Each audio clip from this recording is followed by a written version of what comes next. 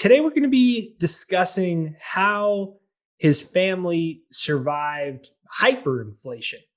And today's guest is named Arpad. He has a channel that I was getting a bunch of comments saying, hey, have this guy, Star Path Academy, on. His family lived in hyperinflation, and he has some cool videos talking about his family story and how to prepare. And that's one thing, we on this channel, many of my guests talk about inflation. We've seen hyperinflation happen in various countries around the world. So it's an interesting conversation, and it's a very fascinating story. And so we're going to be talking a little bit about when you're expecting high inflation, what happens in other countries, and what are ways to prepare. So make sure you hit the like button on this video to send it out into the YouTube universe. Give us a comment down below. I want to give a special shout out to our channel sponsor today, which is Vizsla Silver, one of our favorite silver and gold mining stocks.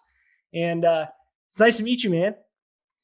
Hey, it's nice to be on your channel. Thank you very much for the invite. So I was telling you, I was so fascinated. I saw so many, I started seeing more and more comments. So I said, all right, I'll YouTube this. And I went and stumbled on one of your videos, and it was very interesting. It was your family story about hyperinflation and kind of what to expect type of thing. And I thought it was so fascinating. I took so many notes. And so I thought we'd just dive right into it. Why don't you detail your story and your family story with hyperinflation? What happened and what'd you learn? What's the story? Sure. So I think a little context is necessary for to get the bigger picture.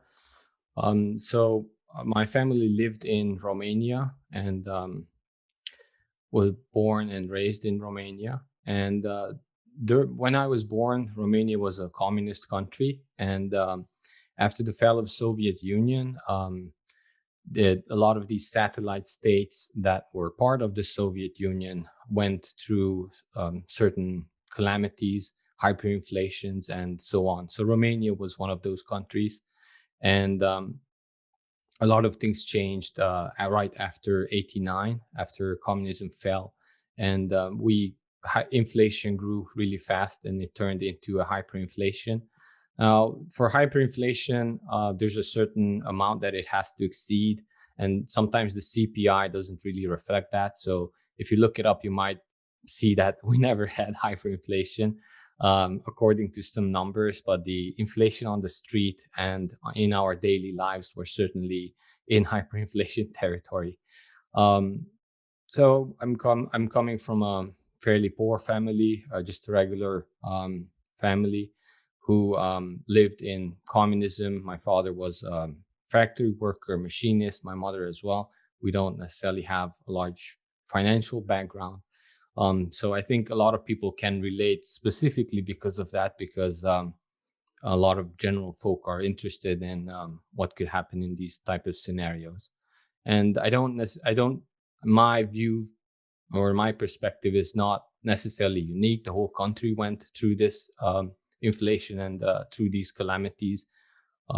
Maybe I can offer some opinions on these because I did start learning about macroeconomics at a very early age, and I can mix that or merge that with experiences from my father, my own experience, and my grandmother's experience. Through multiple generations, we actually went through multiple hyperinflations, and there are certain patterns that take place in these cases. So give us an idea a little bit. I took a couple things you had said was interesting in one of your videos. When you were talking about your story, you were saying that you were using a hypothetical example between US dollar and your currency at the time, but you were saying the currency went from costing a couple dollars worth to get bread to, by the end, it costing 10,000 of that same currency. You talked about how one of your family members had enough cash savings in the bank for 3 medium price houses at the time, but when it ended, they were only able to buy a television set. So a black and white television set. That's correct. So talk a little bit about that and kind of the process of realization of what the hell was happening, because it wasn't like you were sitting around watching economics podcasts. You guys were just like everyone else, a normal family doing normal things. And all of a sudden, in a very short period of time, 5 to 7 years, you went from bread costing $2 to 10,000, and your family's cash savings of three houses buying a black and white TV set. So talk to me about that. Yes, so many countries go around different rates, and the rates you can look up what year what was the inflation rate.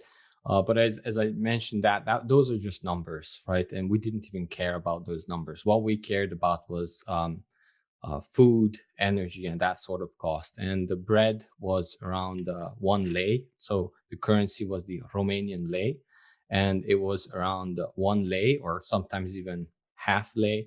Um, the lower denomination for the pennies were ban.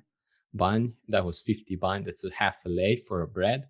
And by the time we, general people kind of experienced that, that was the inflation in food price, because whether you like it or not, that will affect you, especially if you're coming from a poor family. But it doesn't start with food. Actually, food is one of the last things that start inflating. There are many assets that inflate prior to that. Could be usually the very first things are natural resources, and then that kind of trickles down through the chain to tools and other equipment made from these resources, eventually into house prices, because um, houses are made from raw materials, of course. And then as soon as house pricing starts rising, there may be rent increasing, but rent doesn't keep up with the house price inflation. And then eventually food. So by the time we caught on, the first wave of inflation was the food price inflation. And you start realizing that, from a modest salary, food prices are higher and higher in percentage of your salary, and it eventually can go up to half of your salary or even more. And at that point, government needs to step in, because if not, there could be civil wars or anything else, even worse things happening. So at that point, we had coupons or subsidies for food. So I remember standing in line with my mother and my family, because that was how we could get to some bread lines and so on. And it was based on how many members there are in your family. And these things were, I wouldn't say natural for us, but during communism, certain things did happen, and they weren't, out of the imaginary. It was still in our imagination that these things can happen, just because we went through 10 years of austerity before hyperinflation happened in Romania. So there were some hardships as well, but hyperinflation brought up a completely new level of hardship for the general public. And things that are seem outlandish now could become very normal in a very fast pace if hyperinflation happens. So the bread cost went from 1 lei or below 1 lei to 10,000 lei. That means that if you kept your money in the bank, if you had 10,000 lei in the bank, eventually, of course, a bank holiday or something like that, you couldn't even take it out. And but by the time it opened, or you could take some of it gradually out, it would have bought you one loaf of bread after 7 years or so, which was the inflation. And a family member, actually a couple of family members, after inheriting some money after the grandfather who died, they could have bought 3 houses with cash, no mortgage needed. And that money was kept there was only one bank in communism. It was the Czech CEC, and you can look up the abbreviation, which was sort of, you could have a account there. It was sort of a national account, and there were certain percentages that you had to keep in saving in there. So it was very regulated and so on for the Romanian economy, and everything looked safe. But of course, when hyperinflation hits, nothing is safe anymore. And by the time the money was taken out, it only purchased a black and white television set. And we were even happy to have that, because now we had relatives to go to watch some smuggled in American movies. So you said that, and it's wild. That it's wild. The reason I want to have you on is because most people never really heard someone talk about that. So I thought it was interesting. I read a book on Zimbabwe hyperinflation, and the stories were just so interesting. Who knows whether it'll happen in these major G7 type of countries, America, or not. But in the least, it's certainly fascinating now. And I want to get into more of some of those parallels, if you see any parallels between then and now. But first, you said that inflation is the reset. We've talked on this channel about the reset, and there's a lot Right. of different terms of what that means. World Economic Forum talking about the reset. All these build back better global politicians that all say build back better in unison all talk about this reset. Um, and I was like, oh, that's interesting. What do you mean by inflation is the reset or is the wealth transfer? Right. So to for the first part, for the parallels, when these things happen, in my opinion, and from my research, and even in our case, there usually is a flashpoint that happens that things get blamed on, and certainly it plays its role. Um, in our case, the flashpoint was the execution of the Romanian dictator Ceausescu in '89. After that, we had almost well, the country, of course not everyone, but the country generally speaking had a euphoric moment where they could breathe the first time. They would feel more lenient in spending. People would go out on the street more, because before that we could have had curfews and so on. So that kind of this the pandemic kind of rang some bells for me that the economy was sort of semi shut down and people were staying inside a lot, and now people would go outside and would be able to spend their money. That kind of rang a bell. And in Romania's case, of course, that was a local economy. I cannot compare one to one. The United States dollar is a reserve currency, but that was sort of a bell that rang really hard. And then the second was the prices of lumber increasing. I'm a hobby carpenter, so so I was really interested in the price of lumber, and that was the second ring for me. And these things also tend to make small tests before any major things happen. I'm not saying change is imminent, but especially a lot of countries and a lot of heads of countries, you can feel that they are talking differently than they were before, maybe 4 years or 3 years ago. So I can see I can see parallels forming. And that was one of the reasons that I started my channel, is to talk about some of my experiences. And my goal is never to scare people. I hear a lot of YouTubers giving,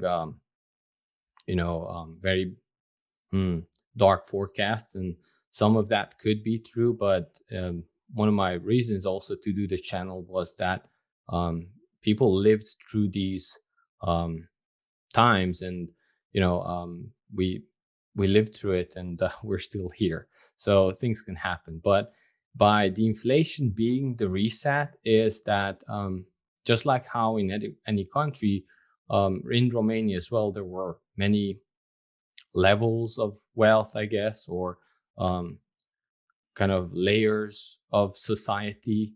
What the recent true hyperinflation meant that many middle layers got flattened out, and everyone was reset to the very poorest level. So through inflation, it's a transfer of wealth, because by devaluing the currency, you're punishing those who have saved currency and those who have maybe worked all their lives to have a good life, right? And you are actually gifting that devaluation of currency to those who have debts or who have not acquired um, wealth through multiple generations. So if you're very poor, it will be very hard for you in a hyperinflationary scenario to um, care for the very basic needs. So usually they do get hit very hard. but there's not much to lose for them. And that was our case, that we didn't have wealth to lose, other than that relative. But everyone else, sort of the quote unquote millionaires, and that kind of um, society, that higher society, gets completely flattened out to where we were. Because if you had, $10,000 or 10,000 Romanian lei savings, then you bought a loaf of bread. But maybe we had millions of Romanian lei in savings, right? Well, eventually the minimum salary was 8 million Romanian lei. So if you would have had 8 million Romanian lei in savings, you would have thought that, well, you're set for life. And that's how it probably felt for some of those people.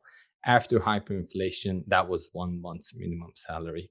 So by reset, I mean everyone gets pushed down. Of course, there's always that top layer who kind of are at the steering wheel, so to speak, who can probably save themselves through various means. And it's my opinion. I don't want to get into politics, but that these events, especially in Russia or Romania and some of these countries, can have an effect that a oligarchy is formed. For better, for worse, you can we can have different opinions on that, but usually that's the case, where that middle class, upper middle class, is the real target. That's where the cream is, and that gets reset, and that's what happened to us. Yeah. My opinion, and some people like it that follow me and some people don't, is if you were trying to build a one world government, or you were trying to build a quasi communist system and using, forming these mega countries all together and just giving the appearance of separation or individualization, but you were trying to do the World Economic Forum, what they're discussing is, I mean, it's essentially communism. They want to control everything from the internet. They talk about these central bank digital currencies that pull your money out. If you do that, you have central bank currencies. That's central bank. You said that earlier, that there was one bank. It's the same thing. Yes. It's just done in a more modern way. It's using the central banking system in order to control all finances, capital, taxes, everything, in a way that couldn't have been done 40 years ago.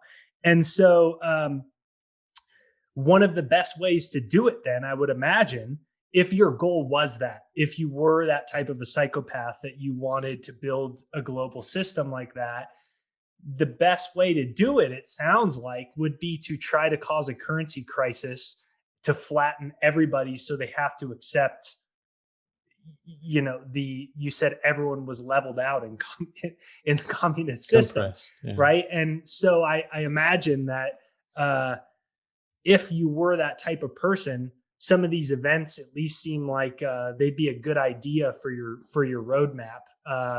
Do I agree with that? No, but it seems like some interesting roadmaps that could get you there.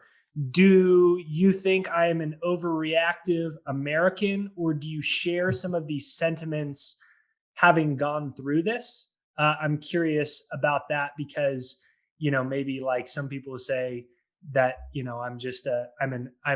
live in America, you've been in the freest country, and now you're just overanalyzing it. Do you share those sentiments or no?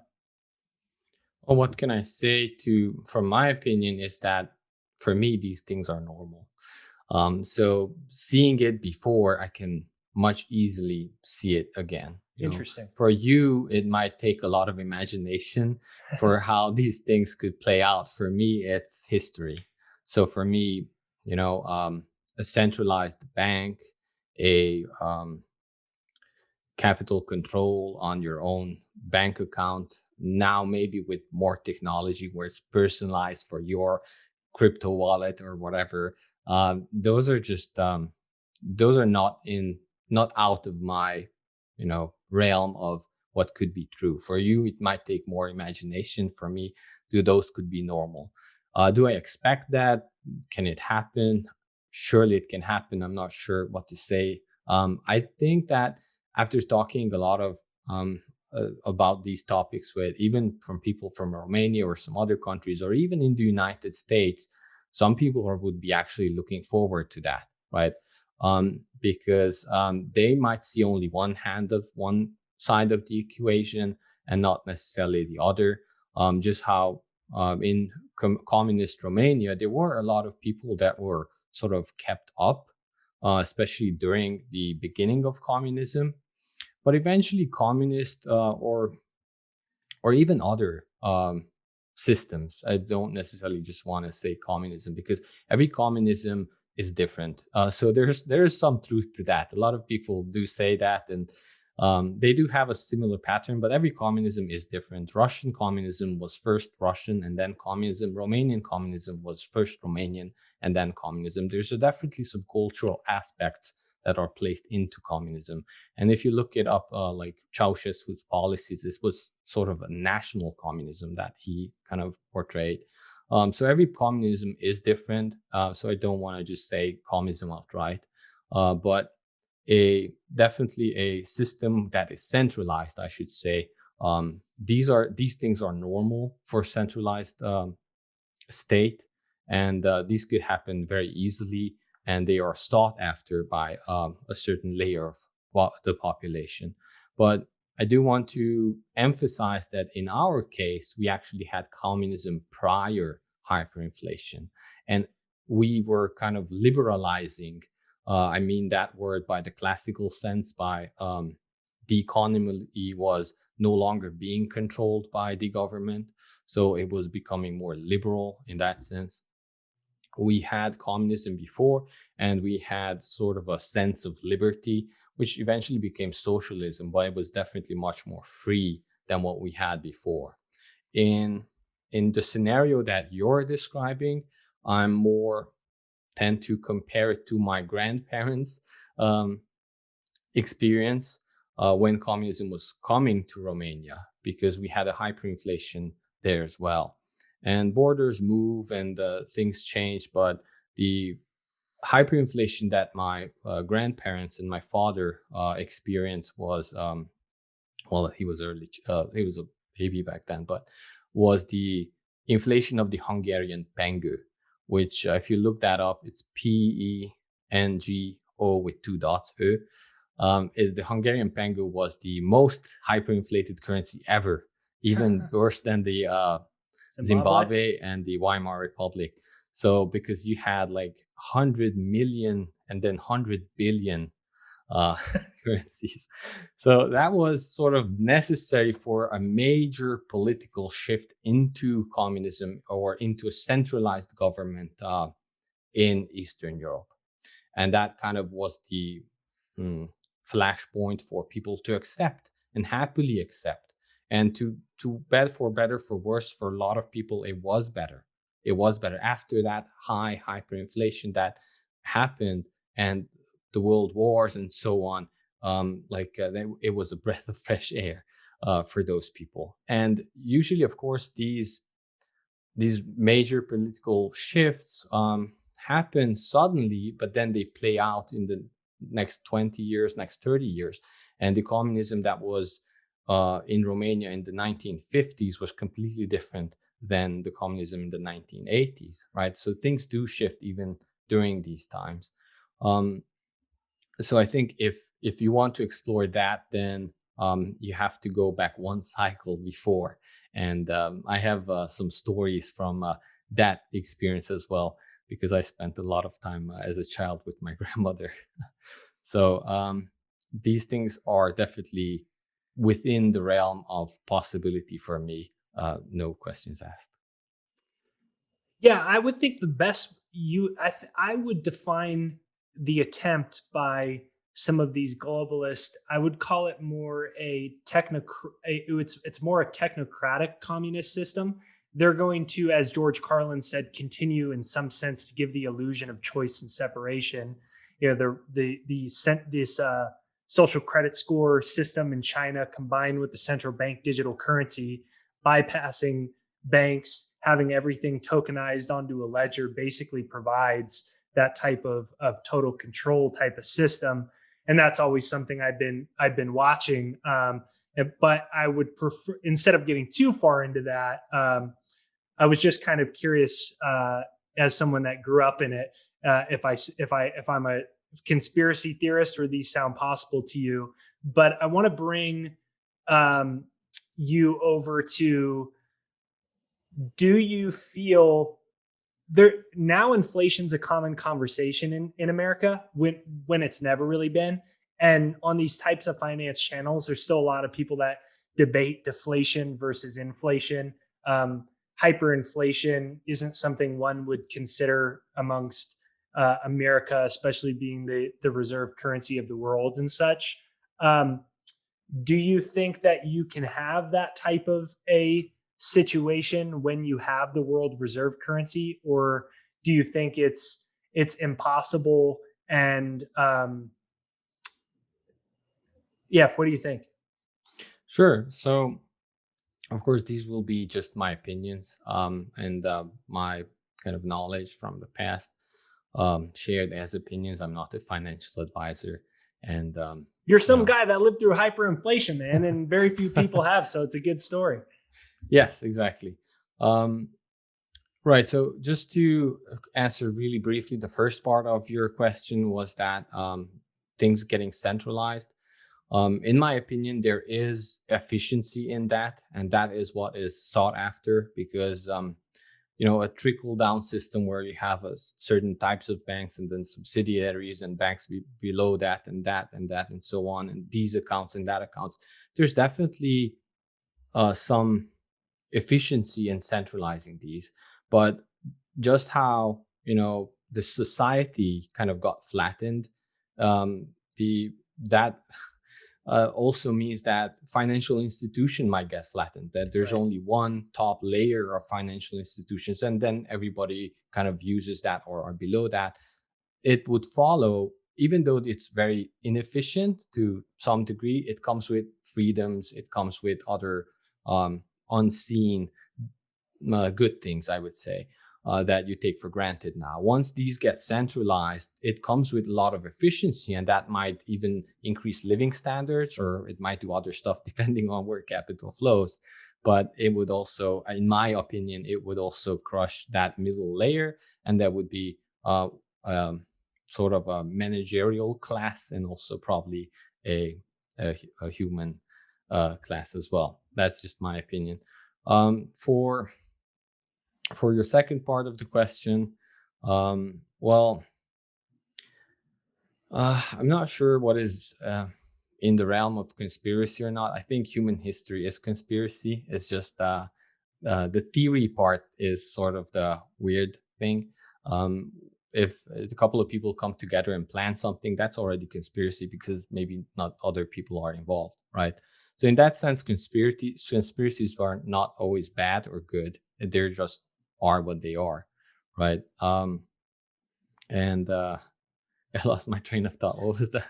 So do you think that you can, leaving the realm of, and you're allowed to have the more of the open permission on it, because as an American, if I say, uh, Oh, inflation if or I discuss deflation? hyperinflation as an American, they say, Yes, well, correct.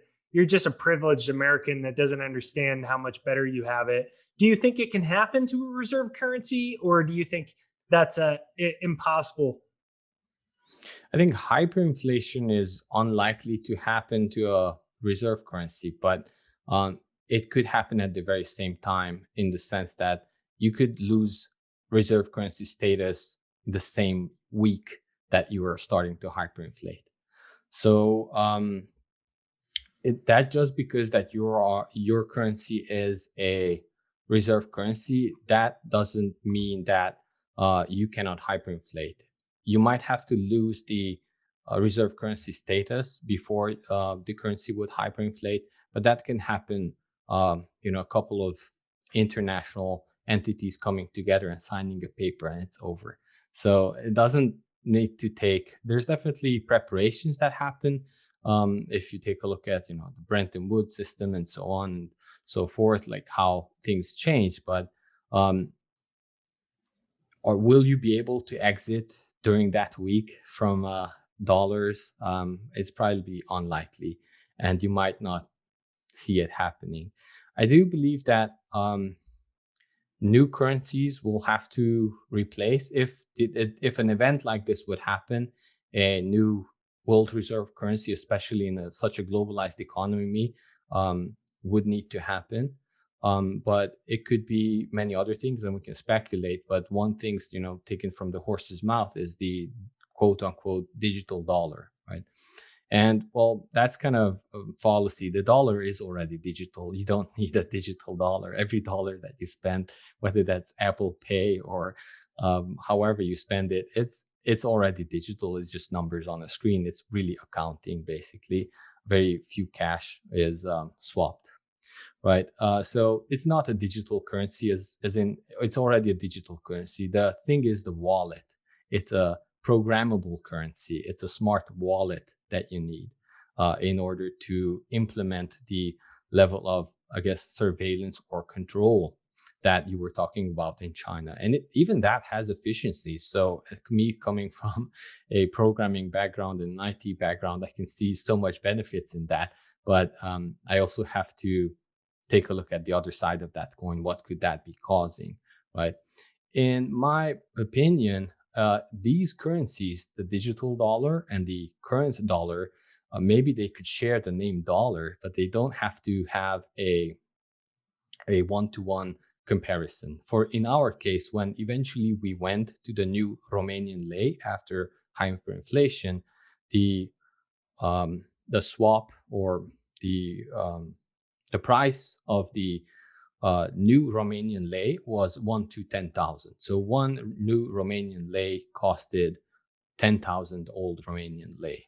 So just because it's called lei, that doesn't mean it's a one-to-one relation. And in a future scenario, since there could be capital controls put on a digital wallet or a programmable money wallet, that means that if hyperinflation would be happening, you could actually kind of stifle that, or quote unquote help the people who have these digital wallets by capping or imposing capital controls on digital wallets, where you could stifle the hyperinflation of the new dollar, but the old dollar could be hyperinflating.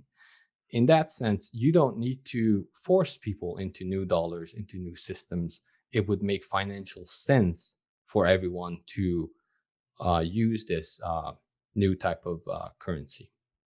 Yeah, I was thinking the digital wallets, you press a button and then it shoots out a hologram of Jerome Powell, the chairman of the Federal Reserve. And he says, "You have already bought your bread today. Warning, warning, warning." And it doesn't let you buy it. That's what I'm thinking. And then the robot shows up and yeah. And if you don't, and if you keep trying to buy your bread, that's when the robot drones that are making sure you have masks on, make sure you don't get your extra bread. Right. So tell me, did the government say it was temporary at that time? Do you recall that? Now we're starting to have these supply chain disruptions, and I want to talk about supply chain disruptions as well, back when what you experience and your family experience. But kind of conjoined between supply chain disruptions and the inflation that we're now beginning to see for everyday Americans, the government has said, "Hey, this is temporary." Did they say that back then, or did people believe it was temporary because they couldn't wrap their heads around it? How did temporary between inflation and supply chains come into play for you guys?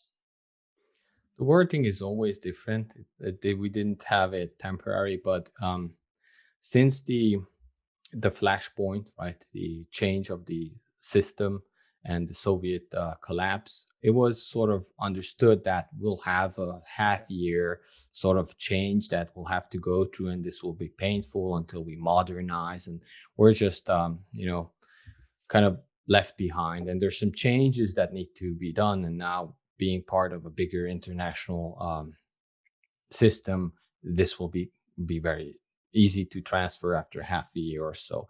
And that half a year became 7 years or more. So at the very early beginnings, there were talks, and there were kind of the sense that finally, yes, it hurts a little bit, but now coming out from this quote unquote situation, right, it's necessary, just how it would be necessary for something to happen in order to kind of start the economy again after the pandemic, right? So it was understood that way, that it is temporary. The word temporary was not used, but I think they're telling the truth, in my opinion. Temporary, I mean, 7 years is temporary for a government that, or a country that is more than 250-year old, right? Or 240. In the case of Romania or case of Hungary, it's even longer. It could be hundreds and hundreds of thousands of years old, right? So 7 years is temporary, but what does temporary mean? Does it mean it will come back after it's over, or it's just like everything triples in price and now that's what you have to live in, you know? So 7 years, it's enough for everything to triple or quadruple or 10,000, if there's a word for that, in price, which was temporary, and now this is the new normal, right? That you have to live in. So the transition might be temporary, but I'm thinking, will the effect be temporary or will the effect be constant, right? So that would be my question. As for supply chain disruptions, it was understood that these things will happen, and of course supply chains and disruptions and foreign speculators, and there was always something that was and which was probably true to some degree, but these were also sort of used as, excuses that why this happens. And when something shot up in price, well, this is, put in your excuse, and then something else shoots up in price and put in your next excuse, right? And eventually, after that half year or a year passed, it actually became normal for us. It can become normal for you to have your own currency being debased in a very high speed, and people can learn to live with that. Now, how did that look? It was, you got your salary the first day, you spent everything. You actually were running to the store in lines. A third bell ring was the toilet paper crisis, and people unfortunately fighting over bread in stores, which was again very familiar for me, because when in hyperinflation, people were, the very first day they got the salary, they were literally running to the store to spend it immediately, and because by the next day or the next week prices would increase. Another thing that happened was child care money that was issued for people. I wanted to make this as a while back as a sort of hmm, um, a future ring, maybe, but by the time I made my videos, it already happened, right? So the childcare tax money happening. We actually had coupons issued for us, the families at least with younger children, but below 18, yeah. We had check books issued, and there were certain dates by the time you can, sign the check, put it in your you bring it to your post office and receive cash for that amount of check. And there were dates on the check. And some inflation was actually calculated in, because the first months were actually lower than the later months. So they knew that there would be inflation. And that truly helped. So the government, in many cases, and for many people, and for us, was in the perspective that they are helping us, right? They are helping us because they are issuing these coupons, and to some degree they were. I don't want to, talk against that, but in the other hand, they were printing money, right? Whether they needed that or not, it's a different story. But they were handing us money, and they were also printing even more money in the back of the in the back of the building, right? So those checks were actually very helpful, and they started out with a couple of thousand lei. It would be like 8,000 lei for a monthly check. Eventually, that went up to 90,000 lei. I remember pulling those out, and 90,000 lei was only enough for candy, enough. So eventually, by the end of the year, that was enough. That parents, would actually hand the check to the kids, so they would swap it out for candy money, and they would go to the store and purchase candy with And that. how about labor shortages? I would imagine I wouldn't feel very incentivized to work uh, in a scenario like that when my check when my I always seeming like you would always need to renegotiate your pay, and then you seems like you would always be underpaid. were there labor shortages? Did people stop working and go on the dole because they knew they were going to get their annual checkbook from the government, or no? Did everyone work because you just needed to survive? Well, at very first, there might have been labor shortages, but industry dies. In these scenarios, industry dies because whatever you're producing and you're selling it for a certain price, by the time you go and pick up the raw materials to produce the next batch of whatever you're producing, the profit that you made would not be even enough to purchase the raw materials.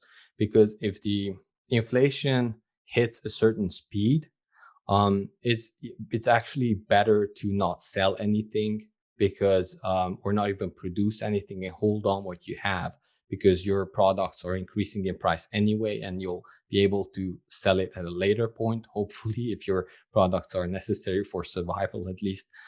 So industry dies and a lot of people got laid off, and the factories were chopped off and sold off for foreign investors, sometimes for lower price than the actual metal that was in the machines or something like else. And of course, foreign investors came in and purchased up a lot of land and some other stuff that was really cheap for them. So a lot of people became unemployed, and stock markets or anything like that. It was a bit different during communism.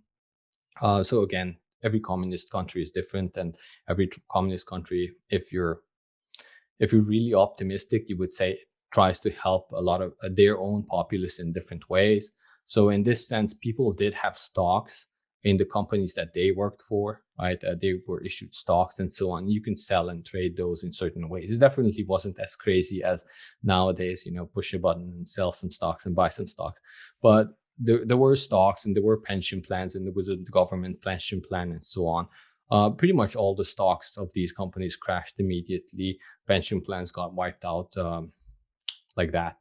Only the government pension plan was was still in place, and they tried to kind of catch up with inflation, but of course could never even get close to that hyperinflated currency. So it was, your pension would not be even enough for food or something like that. So a lot of people just went and moved out to the country to their grandparents' patch of land, just like how we did at a certain point, and started growing their own food and whatever. So, for instance, my father still kept his job, but it was because also that the pay might have not been enough for much, but you still needed some, and it was still a good plan for quote unquote pension, because if you would have stopped working, then after hyperinflation your pension would be really low. So my father kept on working for this company a lot until it got bought up by a German investor, and which actually helped us out in some ways. um, and also, I believe that the culture and the morals of that society in the 80s in the Romania was very different. People would not be standing around in corners on the street not working. You would be looked down upon. Like, it would be very bad. And even the homeless situation wasn't as bad in as I lived in Los Angeles for quite some time in America, and I have never seen so many homeless people in my life, not even the height of hyperinflation in Romania. So I think the morals, the culture, and everything else could not be translated into if a future scenario. Yeah, I was watching. I'm born and raised in Southern California. I've lived in the heart of Hollywood for quite a few years. Santa Monica, lived all over LA, but I'm from San Diego and I spent 20 some odd years there. And um, we moved back to San Diego to have our baby last year, right when the lockdown Congratulations. started. Oh, thanks, man. So right when the lockdown started, and I just got that vibe. I was like, we immediately like we got to get out of here. So we went to Utah, and we're here now. And I don't even want to step foot in California anymore. And it's a shame. But I was watching a video of a guy. His name is Jeremiah Babe. He's going to come on the show pretty soon. He walks around in LA and he films stuff. I couldn't believe the amount of homeless people in the center of Venice, and the city's taking all the money and like they got a bailout to help homeless people. No one's getting helped. It's just it's the it's just amazing to watch, man. People aren't getting the help that they need, even though the cities and states are getting their bailout money to help them, and they're not using it, or they're doing those, like, I forget what Northwest state it was, but it's or maybe it was San Francisco.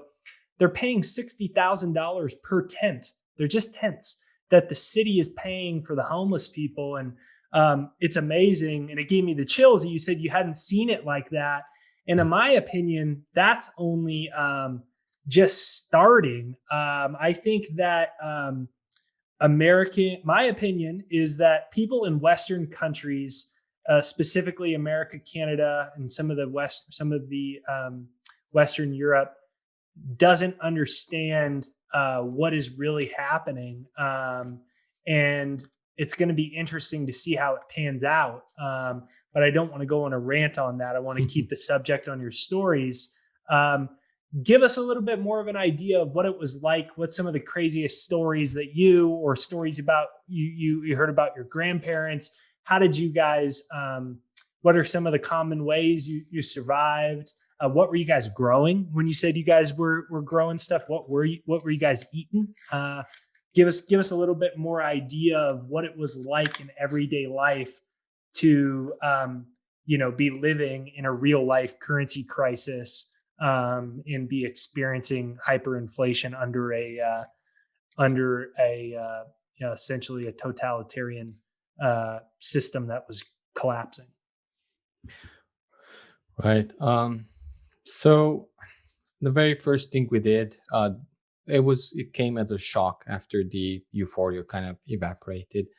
Um, and The first thing we did was go to our homestead, which was my grandmother's on my mother's side, who had roughly around 2.5 acres of land that we could grow vegetables on, and potatoes was the main thing that we grew.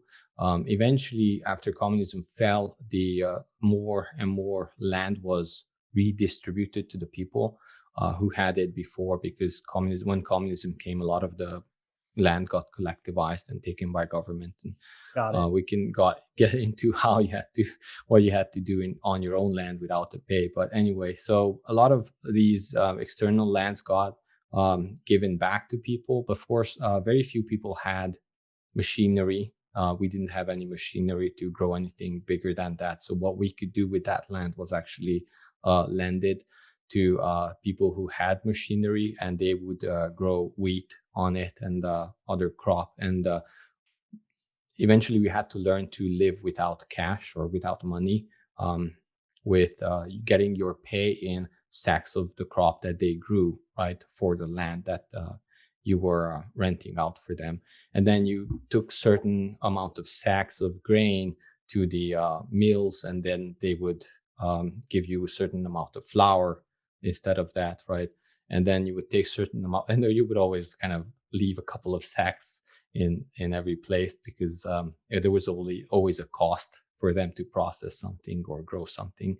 And eventually you would take the flour into the bakery, and then you would have a plan there for a certain amount of flour, how much bread you get per week or something like that. Or even we baked our own bread.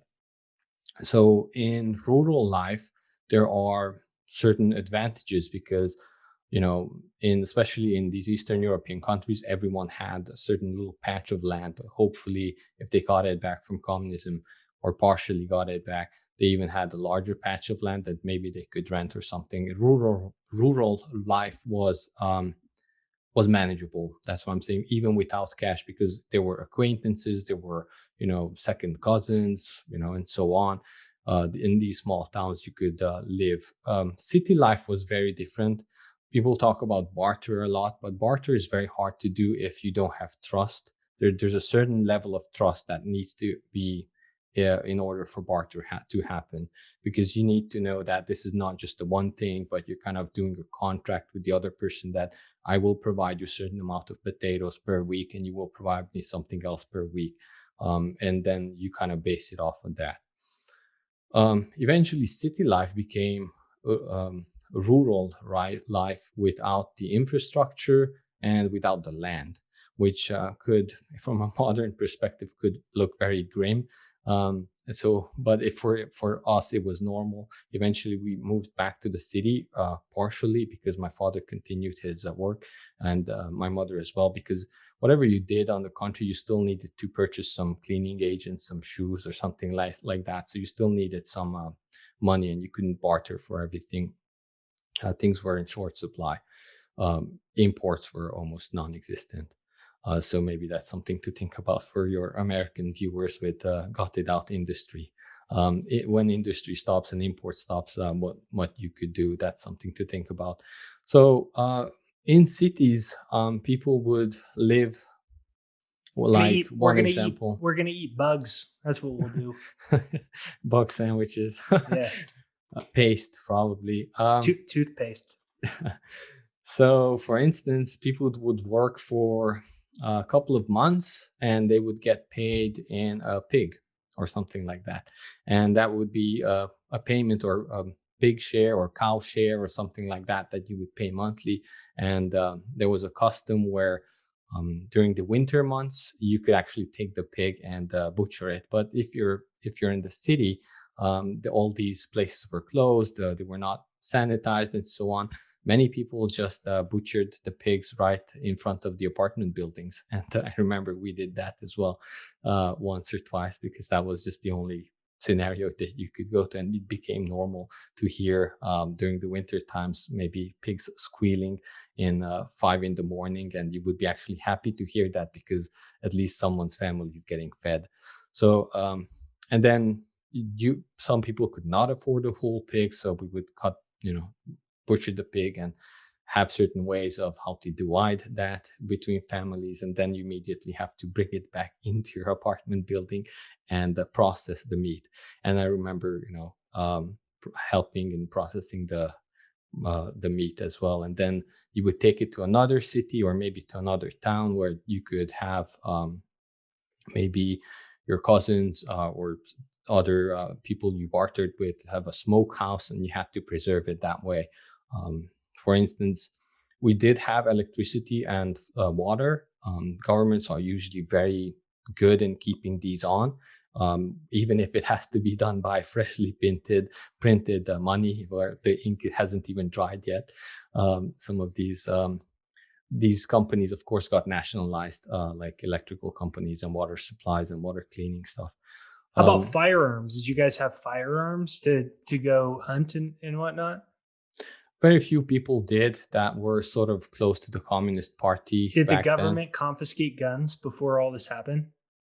We didn't have. So during communism, many things were illegal, just like ownership of gold was illegal, and ownership of firearms were illegal. There were certain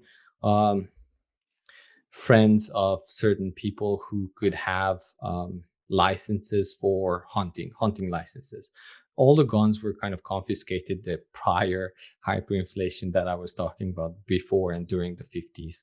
So I could share experiences from those times, but a lot of other different political calamities happened during that time, why people gave up their hunting rifles and so on. There sure is a lot of similarities, huh?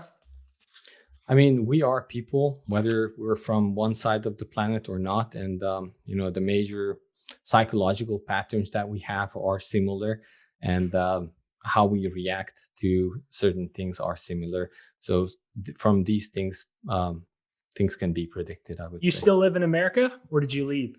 No, I did. I do live in America, but not in Southern Just not California. Los Angeles anymore. Understood. I do like to visit Southern California. I still think it's a beautiful place. I enjoy the people a lot. I like Venice Beach a lot. And even when I lived there on minimum wage, I believe, when I came to the United States, because I came as an intern the very first time, I was intrigued, and I was trying to help the homeless as well, handing out sometimes $20 bills on my payday while I was on minimum wage. And I really enjoyed some of their companies and the stories that they shared. Eventually, of course, I found out that this is not really helping them if I'm handing out $20 bills. So I try to help in volunteering and some other stuff, but I have my stories from that period of time as well. So what what do you want people to know when when you just, I would imagine you were rather surprised when you made your video and all of a sudden you got 100,000 views. You were probably like, holy cow. Um, and so I wonder, what do you want people to know about your story, about the things that you learned? Is there anything that you think is important for us here in today's world, wherever this wave is taking us? Nobody knows exactly where it's going, but is there anything important out of that? Yeah, absolutely. So the very first thing people should understand that you can live through any scenario. I mean, in the history, there have been many worse times than what I experienced in my lifetime. I could tell my grandmother's story; what she experienced, it was even worse, and probably back a couple of hundreds of years, even worse. As long as you have connections, as long as you have friends, you have family, and you can relate to other people on a very human level. So I would think that is the biggest asset that people can have and should start working on right now. Is yes, of course, a lot of hyperinflationary videos there are on YouTube, and a lot of experts there are, and I sometimes listen to them as well, but they kind of leave out the human aspect where before you think that your investment will go up by this percent or that percent, first you should think of like, how many friends do you have you connected with family lately, do you have a community, have you helped that community lately? I think that is what helped us survive, and that is the most important thing that people should think about before a lot of investments. And the second layer to that would be actually having sort of a at least possibility for living in a self-sustaining manner. Maybe doing that on a homestead, maybe bartering with people, or maybe having a community that you can have a basic sense of security. Because no matter what you invest in, uh, those will become sort of out there. And eventually, if you don't have these basic necessities, you will have to sell those investments that you have for food or some very basic necessities. A lot of people got rich during hyperinflation. And even my family, sort of towards the end of that 7 years, got the hang of how to we can surf the hyperinflation and got out from crushing poverty that we were living in during the couple of first years. And but in order for that to happen, the first thing you have to acquire is that basic security, that the necessities of life. So first work on that. And as you're working on that, then you can start talking about investments and so on. But if you don't have that, you will be trading whatever investments you have for food and maybe a couple of sacks of potatoes. So you're saying, like, if somebody owned crypto or gold or silver, but they don't have any food storage or the things that actually then become more important, they end up not even being able to hold through that wealth transfer of it or that revalue of it, um, because you, unless you've lived in it before, you're not thinking of, me as an American thinking of it. I'm thinking it more logically, and I'm thinking about it, doing the math in my head and looking at it from an investment. But you're saying, unless you've experienced it, you find out that, having some food storage, having some sustainability, having some self-reliance, these things become the focal point. Yeah, absolutely. Yeah, I think you framed it very correct. So these investments, such as cryptos, gold, I like them all, and I invest in all, and try to do my best guess and consult with other advisors how to do it. But um, in my understanding and from my perspective, um, gold or cryptos are important while you are quote unquote rich. For when, as I was saying, everyone gets reset to that very basic level, at that point, um, making sure that you have a meal for the next month, or you can feed your family, or you have, baby, these powdered milk, right, or something like that becomes much more important. And if you get in a situation when push comes to shove, believe me, you will trade 1 Bitcoin for a diaper or something like that. So you have to, it brings back memories a little bit, but yeah, you have to think about these situations before you just go ahead and put your money out there, right? Were you getting kind of emotional just then when you were talking? Yes. Yeah. Why is that? I mean, these and a lot of memories about things came up. So Yeah, like what? just well, maybe I don't want to share everything, but um, my mother preparing food and not having basic necessities for that.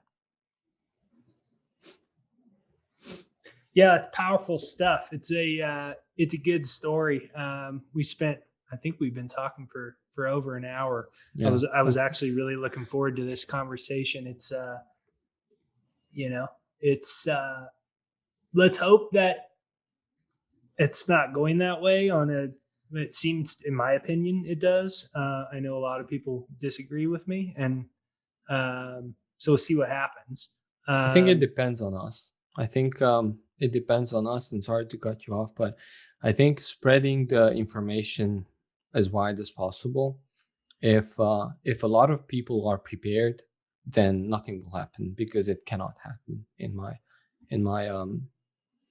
observations, because even if it happens, it won't affect you. So you will not be forced into sell your own house for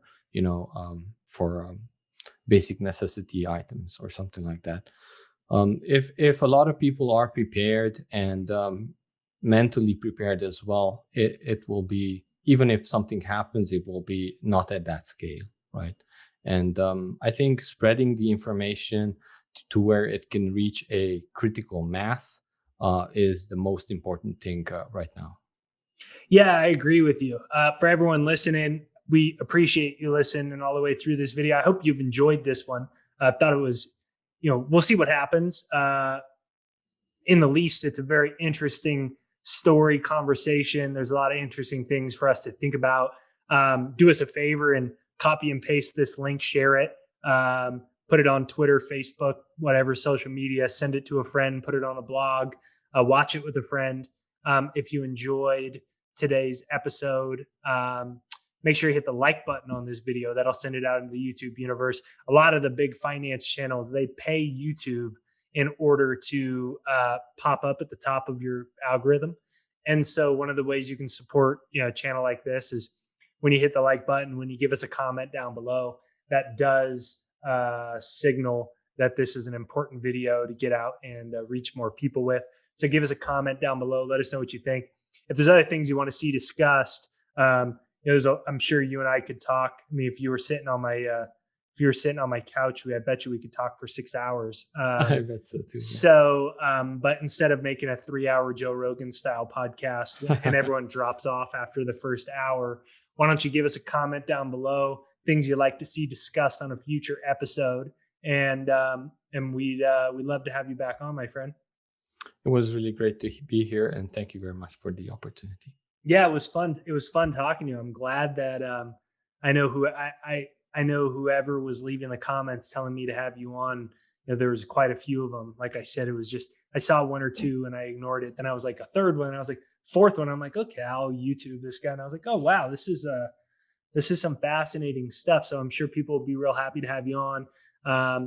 And give us one of those comments down below if you'd like to see another episode, a part 2 on this subject. And we want to thank you for listening. If you're new here, make sure you hit that subscribe, bell notification, all that fun stuff. If you're a returner, thanks for watching. Be sure to check out Star Path Academy as well. And we'll see you next time.